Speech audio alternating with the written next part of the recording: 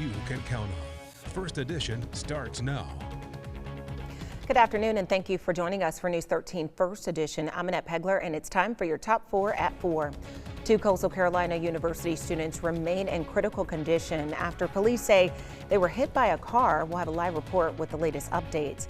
And Governor McMaster issuing his budget vetoes earlier this afternoon. We'll break down what this means for South Carolina. Plus, opening day for a new parking garage at Grand Strand Medical Center will tell you how this is going to make life easier for both patients and staff. And we're starting out the week hot and sunny. Chief Meteorologist Frank Johnson joins us now in the Weather Center. Frank, what should we anticipate this week? More heat. This is going to continue through the rest of the week, and it's going to be dangerous heat the next couple of days, just like what we saw today. The difference between today and the weekend is we don't have those thunderstorms out there to offer us a little bit of brief relief from the heat. Viper 13 real-time radar is generally dry, not expecting much as far as rain or storm activity as we head into the evening hours, and will be mostly dry for tomorrow as well. We do have those temperatures outside right now in the 90s, 102 in Lumberton. That's just the regular temperature. It has cooled down a little bit along the coast because of the sea breeze, but it's more humid along the coast. We've got heat index values over 100 area wide, over 110 in many areas as well, and that's leading to those heat advisories and heat warnings. They will be back again for tomorrow. As far as tonight, it's going to stay warm and muggy. Temperatures in the upper 70s to around 80 degrees. I'll have a look at how long this hot weather is going to last coming up. Frank, thank you. New at 4, 2 Coastal Carolina University students are in critical condition after police say they were hit by a car while crossing Highway 544 on move-in weekend. The driver, 17-year-old Mauricio Palofax Correa, is now charged with felony DUI and 2 counts of hit and run with great bodily injury. He was denied bond at a hearing yesterday. And News 13's Morgan Baker is live at CCU. And Morgan, you spoke with students today. How are they feeling? Annette, students I spoke with say the campus community is hurting and it's made everyone more aware of safety. The crash happened just after midnight on Sunday near Highway 544 in Elvington Loop. Police say the driver, Mauricio Palofax Correa, hit 2 CCU students and left the scene, but was later found after being involved in a separate crash outside of Conway. The 2 students were taken to the hospital with critical injuries. There have been no updates today on their conditions. This isn't the first time a student has been hit crossing Highway 544, and a student I spoke with today shared what he thinks could make the road safer for pedestrians. You could put someone, have someone from the TAV or Coop, watching the street. It's not that hard because it's literally right next to the road. You can have someone, the door's here, the road's right there, stand, just look at the road. I think they posted something. They said if they see people crossing, jaywalking, they're not getting let in. But I'm sure they could do something to enforce it. Maybe the school could put traffic guards out there. At 5, I'll have an update from Coastal's president on the pedestrian walkway idea that the school's been turning over since 2016 after another student had been hit by a drunk driver. Reporting live in Conway, Morgan Baker, News 13. Morgan, thank you. Multiple arrests have been made in connection with an incident where a woman said she was shot while walking her dog. That's according to police. Tanya Hatcher has been charged with filing a false police report and obstruction of justice. Devontae Pack has been charged with accessory after the fact and domestic violence assault and battery of a high and aggravated nature. Now, this comes after a woman was shot back on August 7th while walking her dog in Society Hill. The woman was hospitalized after being shot in the thigh but has since been released. Hatcher and Pack are both being held at the W. Glenn Campbell Detention Center and will appear in court on October 7th. And in Georgetown, a motorcycle driver died Sunday evening and a passenger on that cycle was hurt after a crash. That's according to the South Carolina Highway Patrol. The crash happened on South Island Road near George Washington Trail. The motorcycle was traveling south when it went off to the right and struck a ditch. The driver of the motorcycle died on the way to the hospital. No other information about the passengers' injuries were immediately available. You can count on us for those updates. Well, happening this week, the South Carolina Attorney General's office is expected to meet with investigators to review findings in the criminal investigation into Pawleys Island Community Church and its now closed Christian Academy. Officials say they are working through records and electronic devices seized during the probe. The investigation began after authorities discovered that registered sex offender Warren Perry, was volunteering around children at the school. 4 church leaders were later charged amid claims they knew about Perry's status.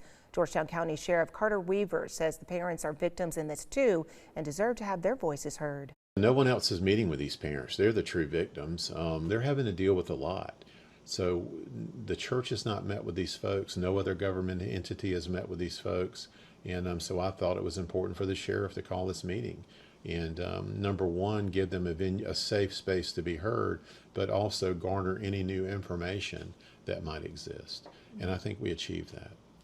The sheriff's office is being assisted by the South Carolina Law Enforcement Division, as well as officers from the U.S. Secret Service who are helping to analyze those records. Sheriff Weaver is asking anyone who believes their child may have been a victim to contact the Georgetown County Sheriff's Office. Well, friends, family, and the community gathered in Gaffney on Saturday to remember the life of Jomatron Fair Jr., the 17-year-old student who was shot dead at a bus stop just before getting onto a school bus. Countless people, including the mayor of Gaffney and his family, spoke about Fair's life and the impact he'd left behind. You know, I met him when he was in 8th grade. It's my first year at Gaffney Middle School.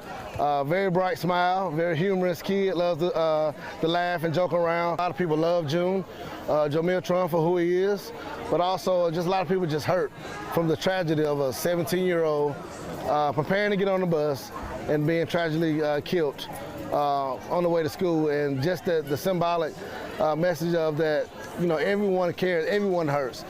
Fair's family says they will continue to fight for him, forever saying his name and always carrying him in their hearts. News 13 on-time traffic, sponsored by Joy Law Firm. Just call Joy. And traffic not too bad right now on 501 between CCU and Carolina Forest. Just the normal slowdowns at the traffic lights. 544 looking okay right now. Drive times along the Grand Strand on 501 from Carolina Forest to CCU. That'll take 15 minutes. 17 in both directions along the Grand Strand. Moving a little bit slower than normal. Florence area right now looking okay. No problems in town. No issues on I-95. Currently on 95 from TV Road to 76. That'll take 9 minutes. Palmetto from 5 Points to Irby Street will take 4 minutes. And 52 from Palmetto to I-95 will take 8 minutes. Frank, thank you. News 13 is your local election headquarters, and early voting begins later this week for the U.S. Senate special Republican primary runoff in South Carolina. Early voting begins on Wednesday through Friday, starting at 8:30 a.m. until 5 in the afternoon. You will be asked to show a photo ID at the polls. Voters who participated in the June Democratic primary are not eligible to cast their ballot for the Republican runoff. For more information, you can visit our website, wbtw.com. Well, the candidates in the August 25th runoff are interim Senator Darlene Graham and Congressman Ralph Norman. The winner will be South Carolina's Republican U.S. Senate nominee and will face Democrat Dr. Annie Andrews in the November election. And Darlene Graham continues campaigning for support before that August 25th Senate Republican primary runoff. She's set to appear at 2 major events today in the upstate. In just about an hour, she'll be at the Senate Runoff Forum at Greenville's Poinsett Club, followed by a Congresswoman Sherry Biggs' Salute to Liberty event. But that's not the only major name attending Congresswoman Sherry Biggs' annual Salute to Liberty event. Now, Biggs also announced House Majority Leader Steve Scalise will join her as a special guest speaker at the Anderson Sports and Entertainment Center. She says his support for conservative priorities and the American First agenda makes his visit a meaningful addition to this celebration. Tickets start at $30 with veterans, active duty service members, and first responders able to attend for just $1. Well, this afternoon, Governor Henry McMaster announced his vetoes in the state budget. The governor saying that South Carolina is a handshake state, meaning if a deal is agreed upon, it must be done. Governor McMaster spoke about the $150 million Scout Motors location in Blythewood, saying that the bills must be paid now. It's bad business policy. It hurts our reputation as a handshake state where people can depend on us. And the money needs to be paid. Well, most of McMaster's vetoes were due to provisos having similar initiatives already passed. The governor was proud of pay raises in the budget, like for teachers, and the homestead exemption. Well, the Grand Strand Medical Center is opening its new $30 million parking garage today. The 5-level garage adds more than 700 additional parking spaces, new electric vehicle charging stations, and some landscaping work.